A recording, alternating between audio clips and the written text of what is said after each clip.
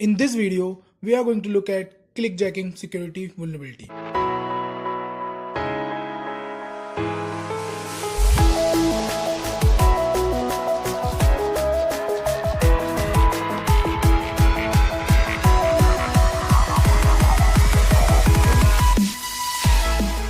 So the outline of the video is: first, what is clickjacking?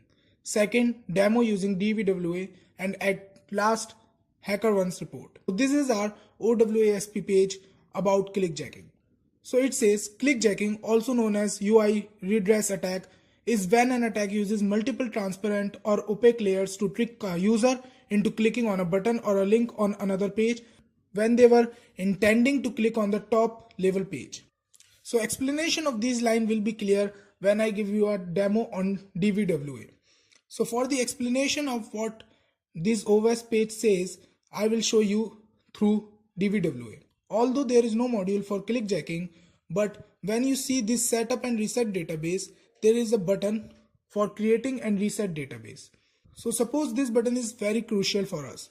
If I click on this button, then our whole database will be reset. So whatever be the changes that we did will be cleared out.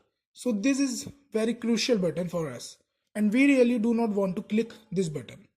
So here I create a HTML page, and in HTML page you can see I have used an iframe tag, and in that iframe tag I used an attribute source, and the value is our setup page.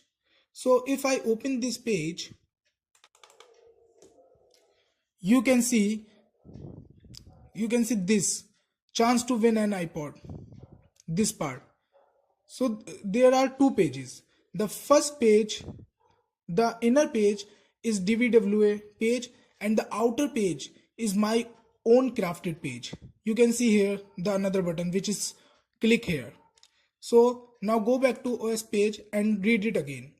Clickjacking, also known as UI redress attack. So what we did, we redressed the user interface. When an attacker uses multiple transparent or opaque layers, as you can see there are two layers. The first layer is of DVWA and the another layer is crafted, specially crafted layer. Now read it again. Clickjacking, also known as UI redress attack, when an attacker uses multiple transparent or opaque layer to trick a user into clicking on a button or link on another page when they were intending to click on the top level page. So this crafted page, chances to win an iPod, and the button here, this click here button. So this is our upper layer. The user intended to click on upper layer button, but he will be fooled to click the lower layer button, and this way he will be harmed. So this is the clickjacking attack. You can read on OWASP more about it.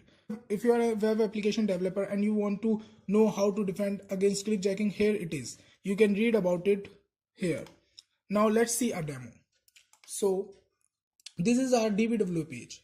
In this page we have a setup button. As I told you, so this button can be very harmful for us because whatever with the changes we did in database will be cleared out if I click this button.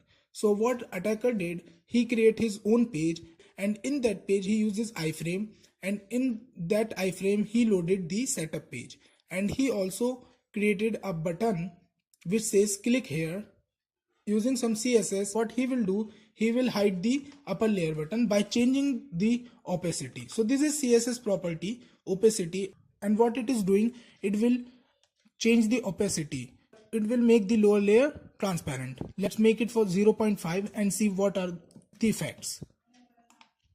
Let's refresh this page, and you can see it will get little transparent, not fully transparent. If we change opacity to 0, you will see there will be no lower layer. If I go up and I see chance to win an iPod, if I go down, there will be a button. As a user, I will think that it is a chance to win an iPod and I'll click the button. But I am getting fooled by the attacker, and the reset button will be clicked. This way our click get hijacked. The name comes clickjacking. This means our click get hijacked. So it is click hijacking, and that's make clickjacking. So let's try it.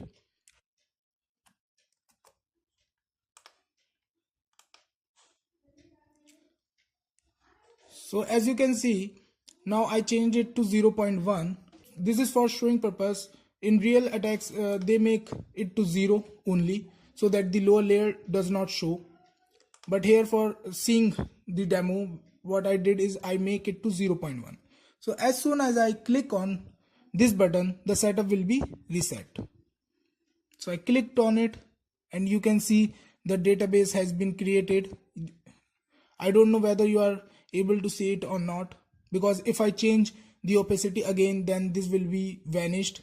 Let's do it. Let's do it again one more time by changing opacity 0.5, and I refresh the page. Now if I click here, you can see the button. If I click here, you can see the lower layer button clicked and changes has been made. So this is clickjacking. Now we will see the real life report. So this was the clickjacking report reported to Yelp, and the report number is 214087. So this person reported to Yelp and it was resolved, and the bounty was of $100. So here it is tricking a user into unknowingly bookmarking unwanted business, adding events to their profile they are interested in, editing their star rating on reviews. So this guy shows the Yelp. An attacker can trick a user into unknowingly click on the button and can be fooled to do these three things. And he was awarded with $100 bounty. The another important thing that I want to tell you is the clickjacking bug is not acceptable by every bug bounty program. Before reporting them clickjacking, you must read their policy, what are in the scope and what are not in the scope. As you can see in this report 146948, Zomato closed it as informative. You can see here Zomato reply, thank you for detailed report. According to our security policy, click checking won't be considered as a security issue. We will try avoid this issue in future. We are closing this report as informative. So some programs accept this bug and gives bounty, and some programs are who do not consider this as a security issue. So this is it for this video. Thanks and have a nice day.